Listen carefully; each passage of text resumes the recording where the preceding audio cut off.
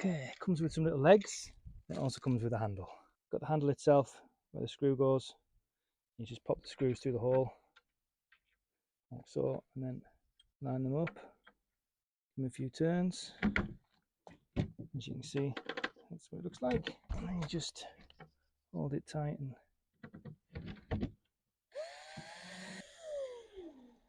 enough. There we go. Dismount the legs, we'll flip it upside down.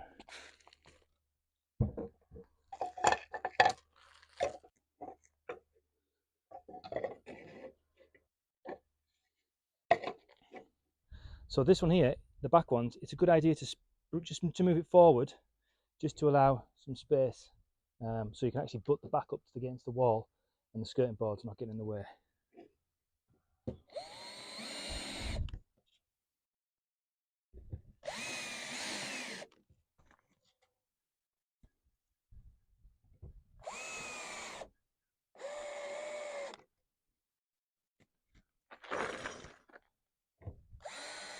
Put them all loose to begin with, and then once they're all in place, just nip them up a bit.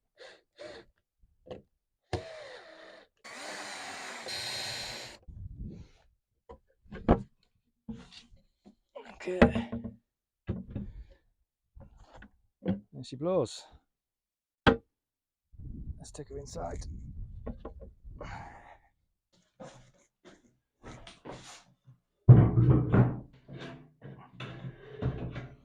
Okay, we can get right up against the wall. So you can see by moving this leg forward, we've avoided hitting here, the skirting board, and now the back of the unit can get flush with the wall. And we've got some space here for airflow. Should help the bottom of the unit dry out should it get any damp. Right, now the unit's in place, we've got the existing mounting holes from the old sink. So what we're going to do is we're going to put the new sink on top and see if these get actually hidden or not. We might have to fill them and paint them if not. It's a resin sink. We'll get rid of these corners. Okay, there we go. Just not enough. Now I've got two options. I could possibly just run some tiles here as a splashboard, or fill those and leave it as is. I think I'm going to go and check with the boss, see what the best plan of action is. It's the next morning now. We decided to go for tiling across here. So I've left the two holes. And one thing I've done this morning just off camera is I've just had a bit of a paint where we're going to install the toilet and stuff, just because it's miles and easy with nothing in the way. So as you can see, this is all pretty much ready to go now. Right, now the door's finished, we're going to have a go installing the sink unit here. Typically I put the toilet in first because it's much bigger, much heavier, but I'm missing some bits I need and on back order, some elbows and stuff to attach it to the waste pipe. So while I'm waiting for that, I'm going to crack on and get this in place and get it all tiled. So it's freestanding, but I'm going to screw it into the wall as well, just for peace of mind. I need to adjust that door as well somehow. It doesn't line up properly. So just to ensure I get alignment right, I'm just going to put all this back together just loosely. Just pop the sink in place and then make sure the units and everything's all lining up before I drill it to the wall.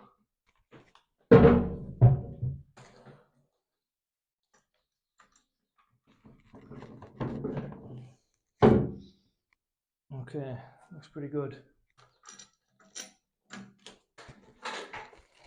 So we're happy with the position, so we're going to get some holes drilled. These are the screws we're going to use. I'm going to use them with some washers, like so. Now what I like to do is, the hole in the wood, is make it just slightly larger than the screw, so the screw will pass without any drama.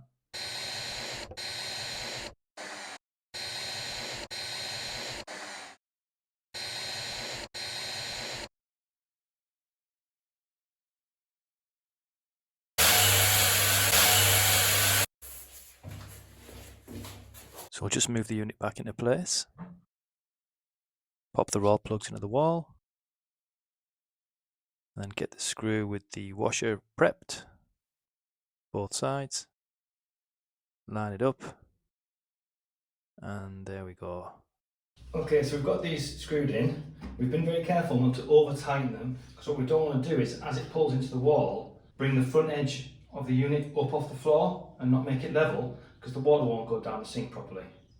So we've just got the level here, and I'm just going to check it out, make sure we're all good. As you can see, it's perfect. It's not going anywhere either. So the sink's ready to go in now. So before we fit the sink, we've got to think about how we're going to set up the waste pipe.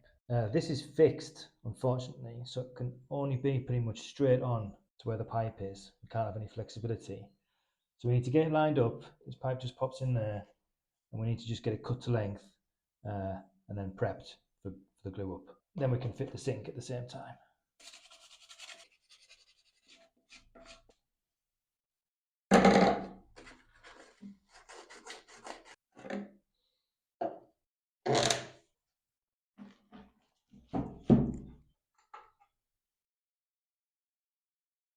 So you can see here the pipe is quite long.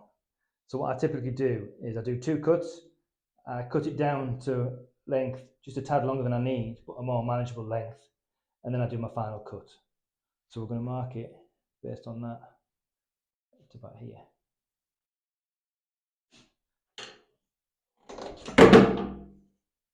That's our first cut. So now we're able to see how much we need to cut off. We'll start off another centimetre, and that should be enough. So we've got our cut piece here now. Now we're just going to clean up the joints again. Just pop that to one side, pop that in, that goes on in the washer, and the pipe slips in there. The O-ring comes back down, and this locks like so. Like so. This all locks as well. Okay, excellent. Now we can tighten up the screw. Everything's looking pretty tidy, fairly straight as well. So I'm fairly confident we can strip it now and then PVC glue in the pipe into the wall there, and then finish fitting it all up.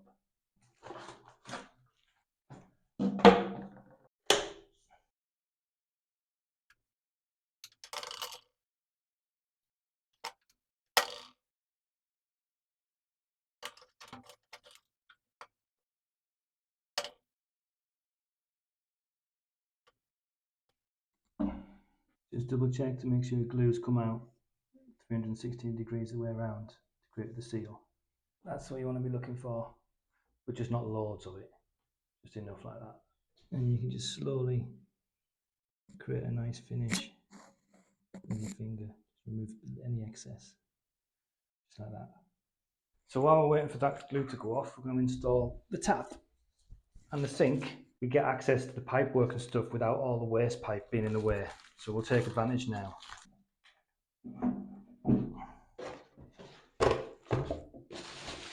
Okay, so in the box, got the tap itself, got the pipe work, and some of the washers and whatnot. So the first thing I'm going to check is that this pipe, this flexi pipe, that side goes to the tap with the O-ring. This side goes to the stopcock on the wall there, the shut-off valve. I'm just going to check to make sure it's the right fitting. Okay, perfect, which it is. So we're good to go with what we've got. Okay, so these just screw up inside there. It says in the instructions finger tight. There's no place to put a spanner on there anyway, so finger tight it is. Okay, that's finger tight. Starting to bend the braiding.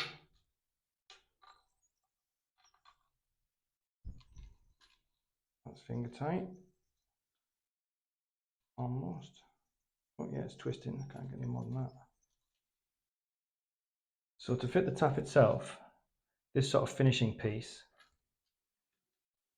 slides up here like so, sits like that, and it's got a rubber washer there, and that creates the seal around here. And then from the underside, this gets screwed up, this piece, again rubber, and a steel bracket to fix it, and it just screws in just to that little hole there. You've got to come up from the underside.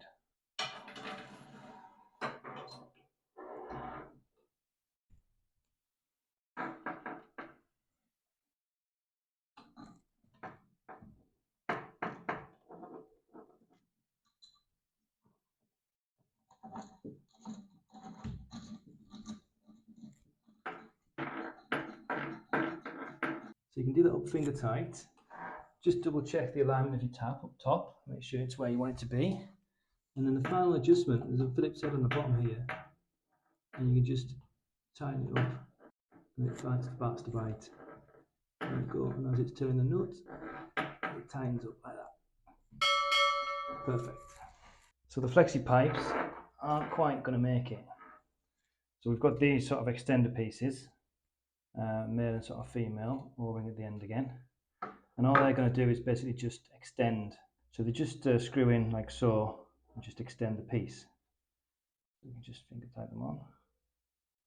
I can't remember which is hot and cold, so we'll have to adjust, probably have to adjust afterwards.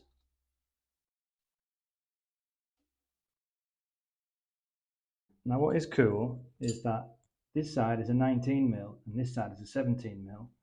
So even in the most basic of combination spanner sets, you'll always have a 17 and a 19, which means you can get the job done without having to buy an extra 19 or an extra 17. So it just tightens up on the O-ring. Just like so, and you'll feel it nip. There we go. And just repeat that on the other side. There we go, perfect. So now we can fit these to the shut-off valves on that side. Finger tight. On this side. Finger tight. And we'll just nip it up. As soon as it starts to twist, you know it's getting tight. You can hold the hose to stop it twisting for the final turn. That's it.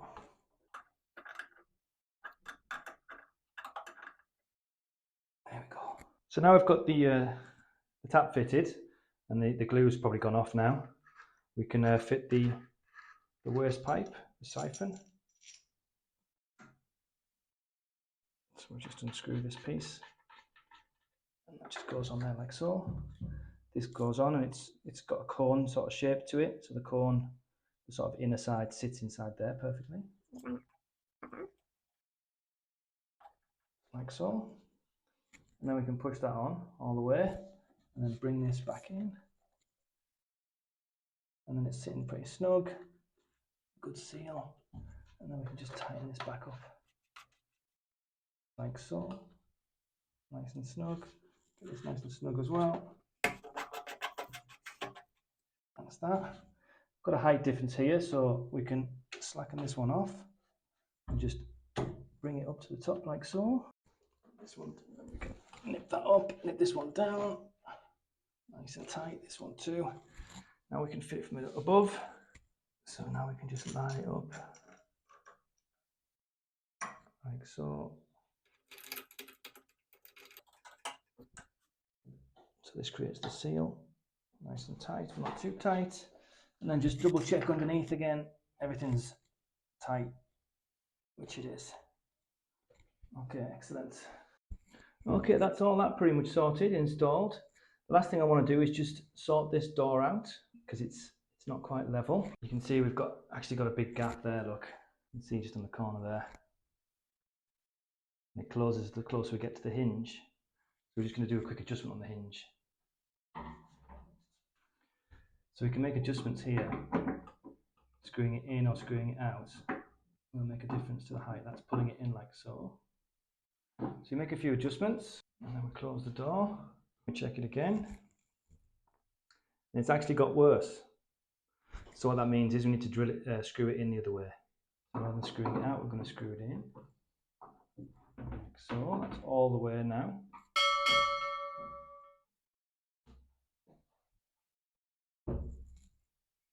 Okay, much better.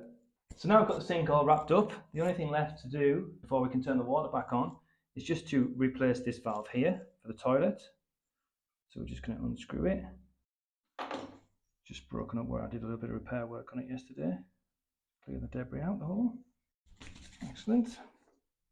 Okay, so what we've come to notice is the actual pipe, the female fitting, has actually been buried quite deep into the wall. So I've had to go away and get an extender piece, which basically just locks in like that, and it just gives it a bit extra length. So it'll stick out where I want it to be. Because this is a little bit fatter, we're going to have to try and widen this hole a little bit. It does go in and screw in the first couple of threads, then it gets stuck.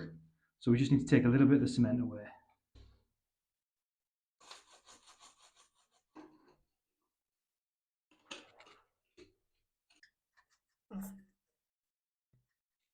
Okay, great.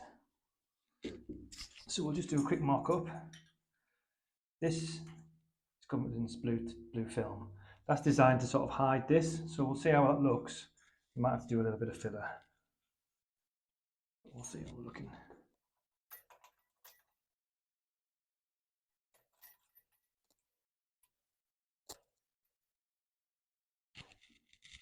I'll have to tie that up afterwards.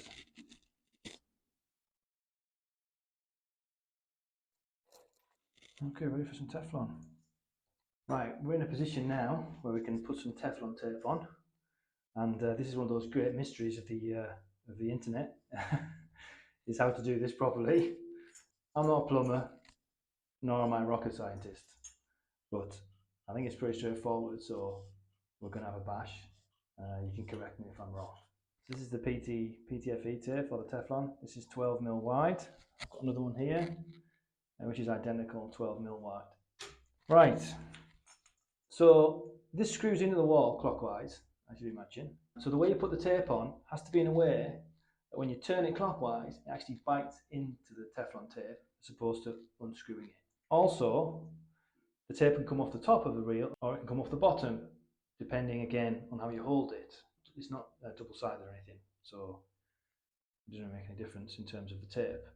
But if it's coming off the top, as you pull it around like that, see how it's pushing on my thumb? It's just this weird thing. You've got to sort of keep winding it out and going, which is weird.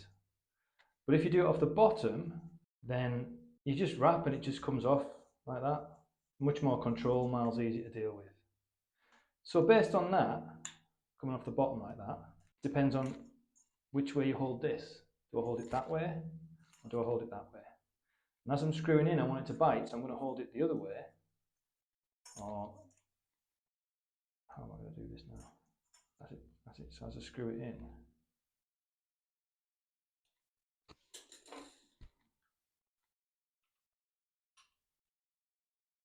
so there's an example. You see, it's the wrong way around. So as I screw it in, it actually unthreads. See that? It actually unthreads the tape. So that's the wrong way. So that was on this way like that. So it's got to go the other way around. So I'm going to hold it on the bottom and I'm going to wrap it that way. Which means as I tighten it, it should tighten itself. I always start at the back and work forwards, leaving the first thread or so with no tape, just so it's easy to locate into the wall or into the extender piece. And I usually just keep wrapping around, try and keep it nice and tidy, like so. Not to get carried away by yourself. I usually do about 10, 12, maybe 15 wraps. It just depends on the actual tape itself. Some are slightly thicker than others, depending on the manufacturer. But just bosh it around a few times and just pull it off. And just snap. And in theory, this will then screw in, and this time around it will tighten. You see how it's not pulling the tape away? It's just tightening down, and that's much better. That's what we want. And then you can just nip it up with the old spanner.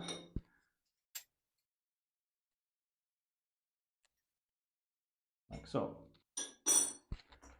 So that's that bit done.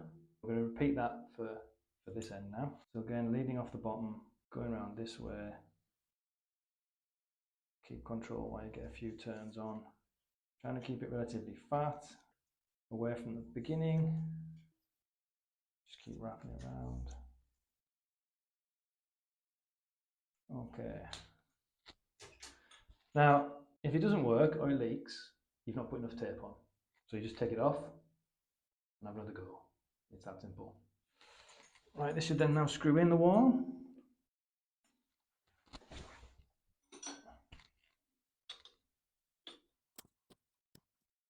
There we go, that's biting now. So before I finish that off, I need to think about positioning of the pipe for the toilet. You don't want to over crank it. Usually it sort of comes down. So we'll just leave it like that. So now we can turn the water back on and test it.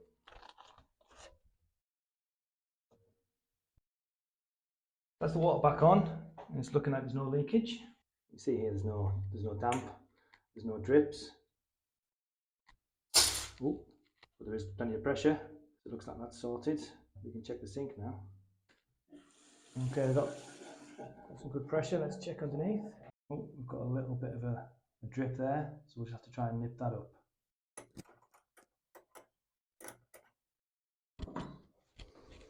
Oh dear, looks to me like the rubber's gone, so that might need replacing. Right then, so I've just realised this pipe's brand new, so the rubber didn't need replacing, it just wasn't sat properly. So I just reseated it and screwed it back up, and we're good to go. No more dripping.